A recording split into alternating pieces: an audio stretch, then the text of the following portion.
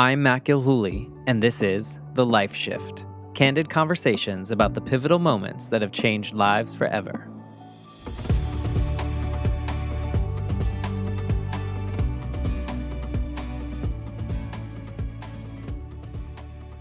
Hello, my friends. Welcome to day 22 of 30 days, 30 episodes of the Life Shift podcast. This is this bonus series. If this is the first day that you are listening, this one's going to be a little bit different, and it's kind of last minute. It is currently 8:20 p.m. Eastern Time, and I am recording this episode after work and then going to see the new movie, part one of Wicked, and then going to dinner with friends. And here I am back at home. Got to do this. I've committed to doing this every day for 30 days. So here I am, no idea what I was going to talk about. And then I decided I was just going to talk about Wicked.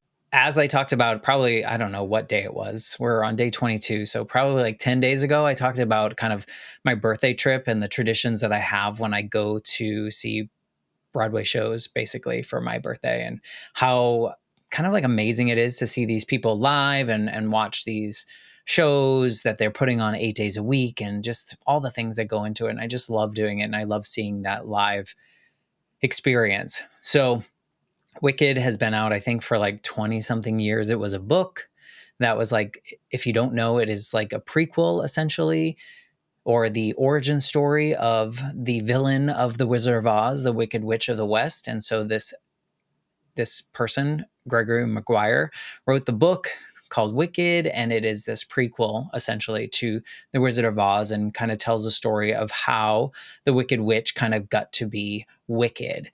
And it starts in kind of this early version, childhood, and why she was green and all the things that came along with it. So it was made a Broadway show probably in the 90s. I don't know. Gosh, that seems like a long time ago.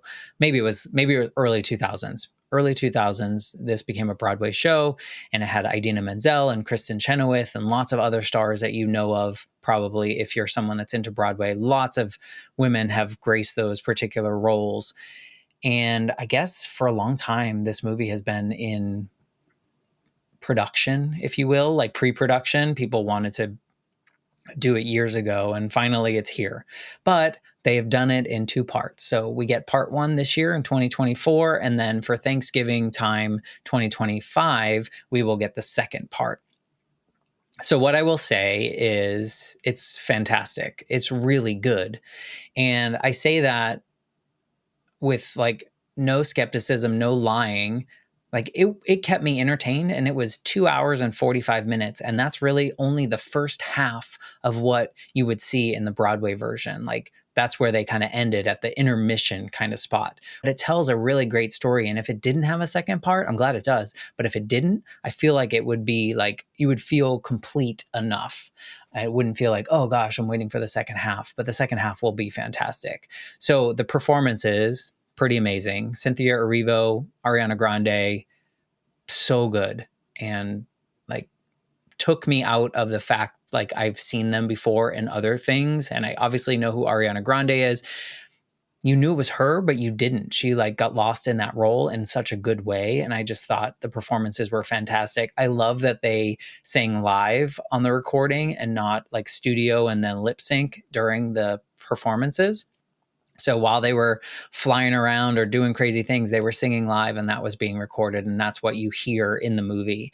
That they tried to do that on the Les Miserables movie, and it didn't sound very great. So I guess they fixed how that works for this one, but really enjoyed the movie. I thought the story was great. Visually, it was so stunning. Apparently they planted like 9 million tulips for that particular area outside of Munchkinland, and just to make the ambiance of the show feel really realistic, and the characters could interact with the things around them.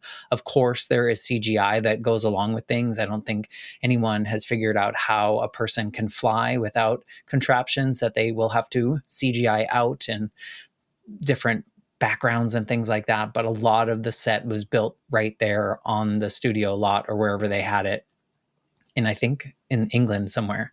So super happy with that production, super happy with just like, I feel like sometimes you build this up and even if you're not a Wicked fan, you've probably seen all the commercials, all the specials, all the this, all the that. People on all these talk shows, they're spending a ton of money marketing this show, and it was worth the hype. I feel like it lived up to the hype, and so I'm happy to report that.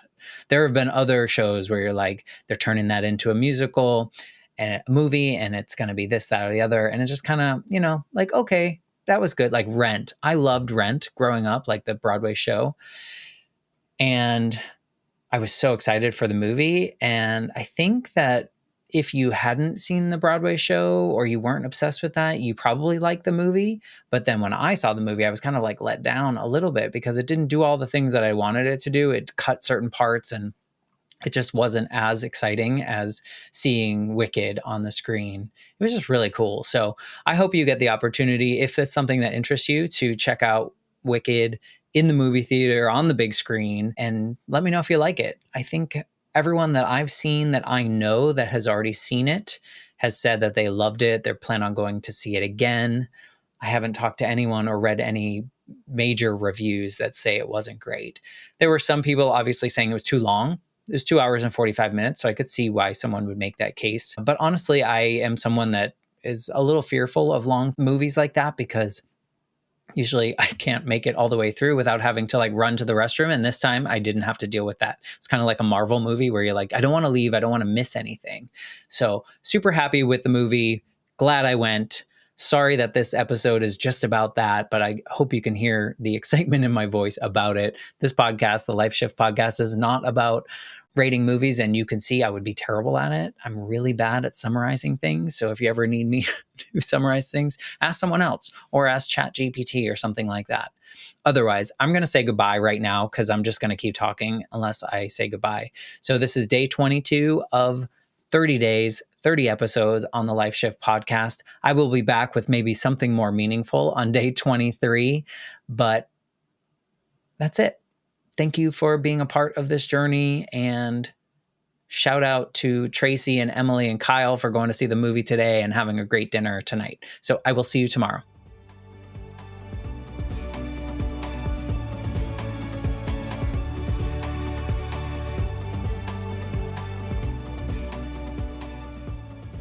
For more information, please visit www.thelifeshiftpodcast.com.